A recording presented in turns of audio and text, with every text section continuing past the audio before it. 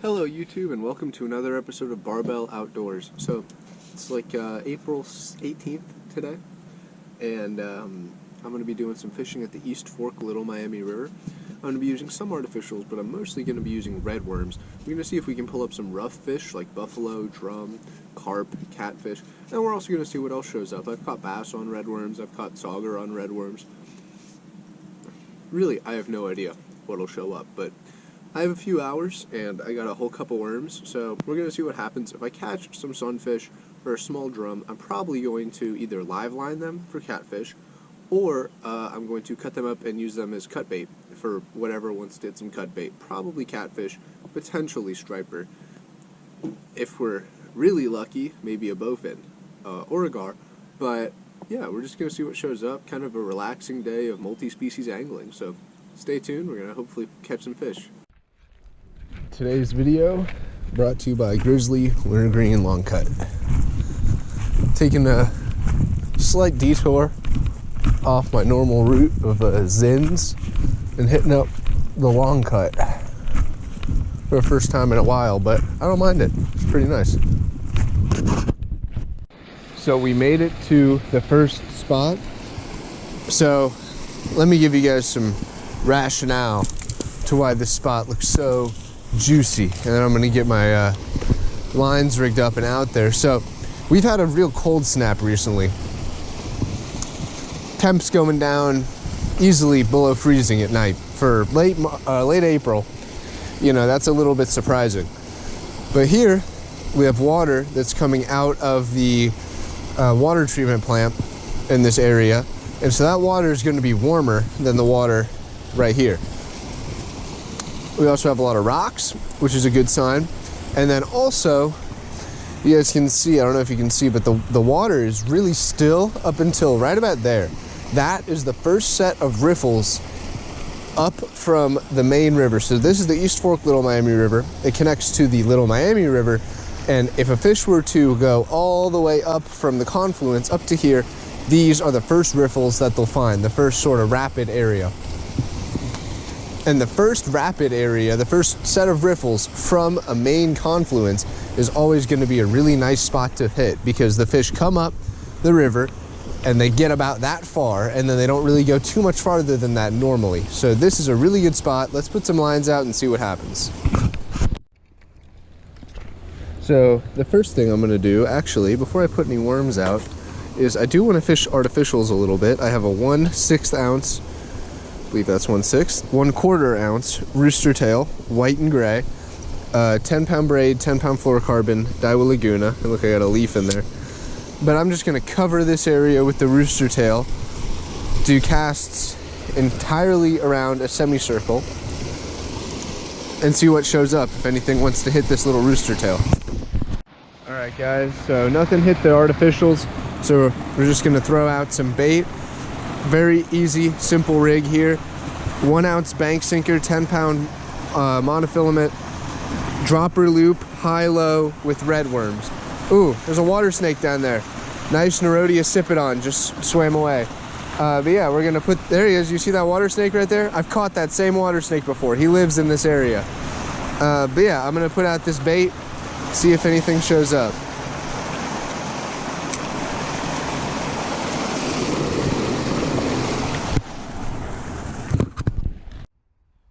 So I actually forgot my box of small little micro circle hooks at home that I normally use for panfish. So it looks like I'm going to be running with the Aberdeen today, which is fine. Size 6 Aberdeen hook. You can do a lot of work with that, but we're just going to tie. You see here, there's the hook. I'm just going to tie a dropper loop. So I make a loop with the line. Let me open the bail here. So you just make a loop. So first of all, you put the hook on the line, right, through the eyelet, and you make a little loop, so it's only held on there by a loop. Then you take that loop and you tie the overhand knot into the loop itself, so that you end up with a knot, and then the hook is still on the loop. Tie another double overhand so it catches on that first knot, right? And then you take your main line and you tie another overhand. So very simple. A lot of people don't use this rig, but it's really very simple. So then you have your main line here, right? And then your hook is dangling. That little Aberdeen hook is free to dangle and move, and the fish can eat it really easily. And then I just have a drop shot weight, 1/2 ounce, and I'm going to use an improved clinch to tie that on. So there you go, just improved clinch knot. I'll do a video showing all the knots I use in a bit, but you just twist it, put it through, and then put it through again. There you go, there's your improved clinch on your weight. So here's what the rig looks like in its entirety. So you have your weight and your hook and bait are dangling slightly off of the main line. And then I'm going to take a red worm, red wiggler, and just take it right about 3/4 of the way down, put it in like that, and then just thread it through, give it a very natural presentation. So now I'm just going to set up our rod holders.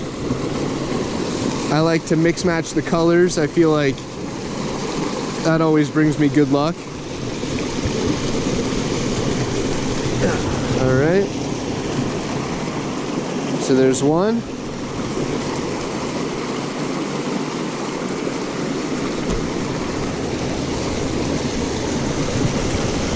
All right, there's two. And I'm gonna put this bait right there.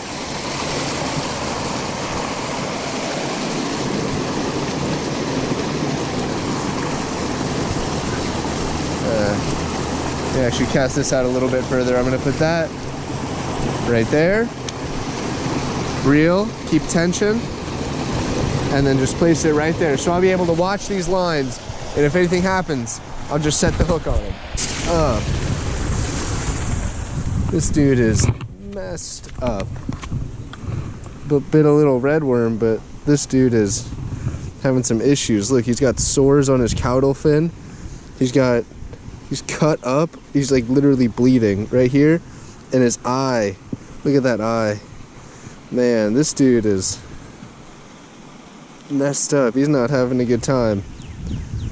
But hey, first fish of the day, Italadus punctatus, juvenile channel catfish. Almost fell down. Let's let him go.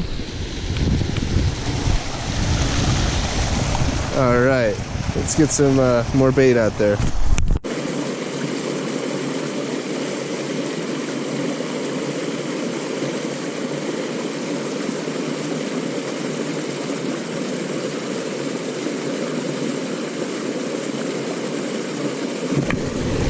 There's one. We got something on here. Might be a catfish, might be a carp or something. Let's see what it is. It's got some power behind it for sure.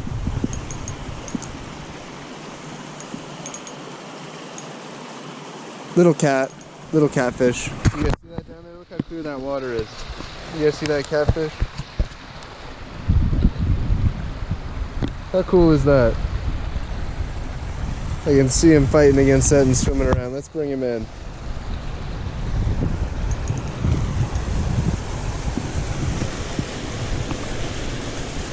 All right, whoa, this dude is messed.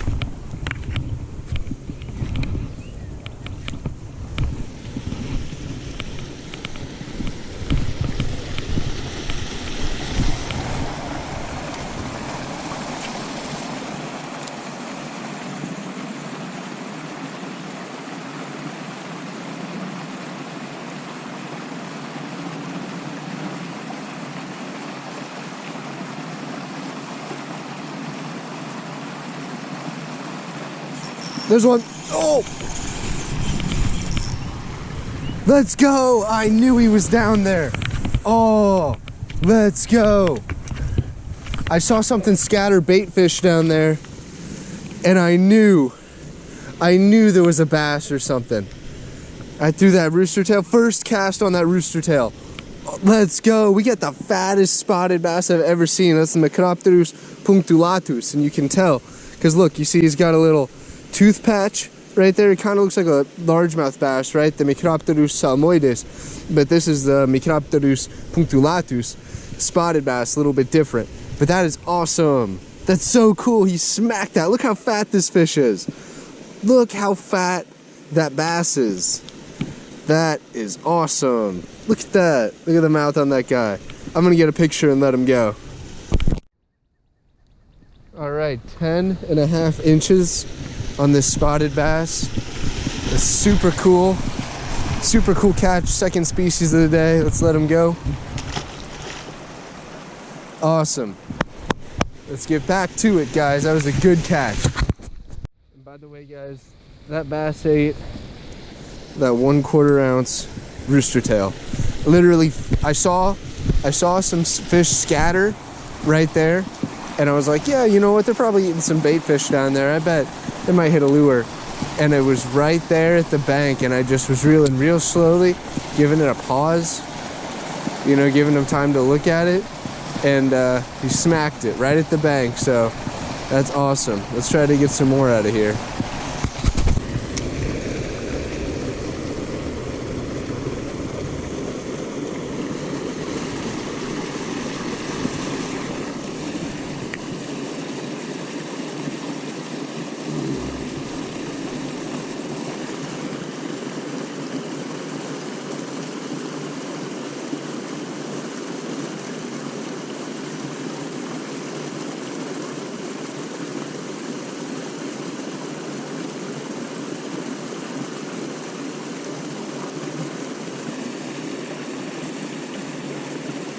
There's a hit.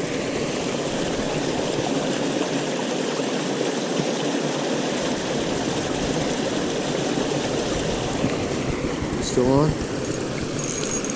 Yep, still on. Oh, let's go. It's a quillback or a buffalo. It's pretty big. I saw him, it was just a tap. Don't go in that tree, don't go in that tree. Don't go in that tree. What is this? Now this is what I was talking about, guys, when I said we were coming out here to catch rough fish. You know, these are considered trash fish. There we go. You guys can see him. It's a little smallmouth buffalo. Ictiobus bubalis.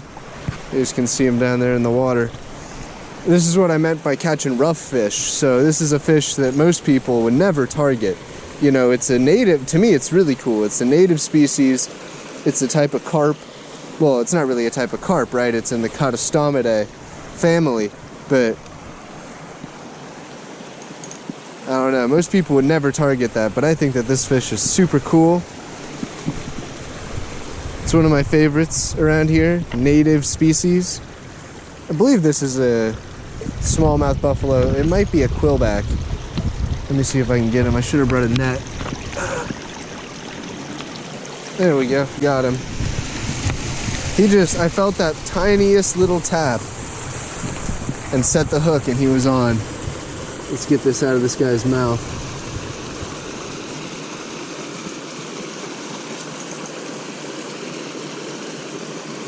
He slimed up my line pretty good. These things have some power.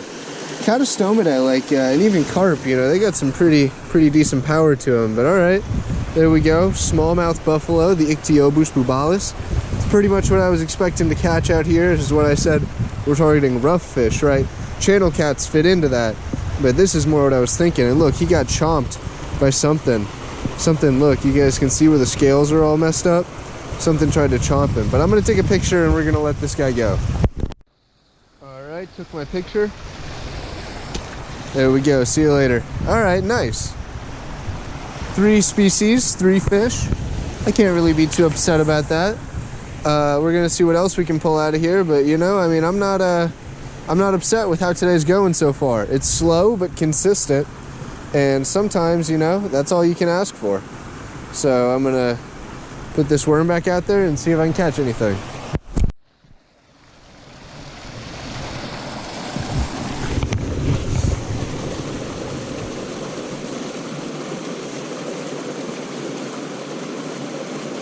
There's another hit already? I just got another hit on that red worm. Maybe he's still on there. We're gonna set the hook. Nope. Man, but that was a instant hit right there. Once again. Man, that's crazy. All right, hook point's still exposed. Let's put it back down there.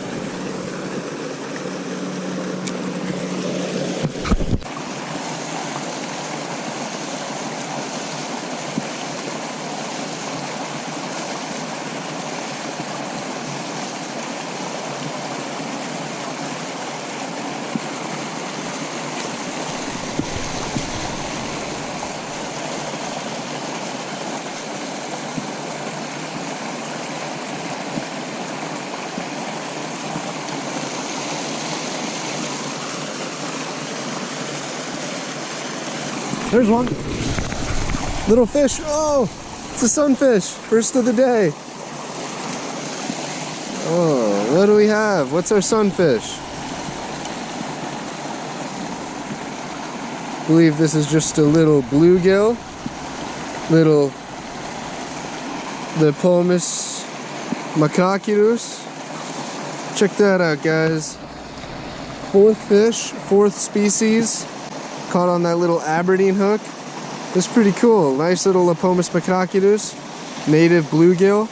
Let's let it. I would use this guy. So normally I would use that guy for some cut bait, because you know, fishing for catfish or whatever. But I don't have too much battery left. I don't have too much battery left on my phone or my camera, so I got to start getting out of here pretty soon. So I'm gonna put these down there, pack my stuff up, and then head out of here. I'll do a little outro, see if we can pull anything else out of here before then. But yeah, honestly, I had a pretty good day today. Caught 4 fish, 4 different species for a multi-species day. You know, hey, that's not too bad. And I enjoyed, you know, it was a nice day. Just got to sit out here for a little bit. Can't say I'm mad about that at all.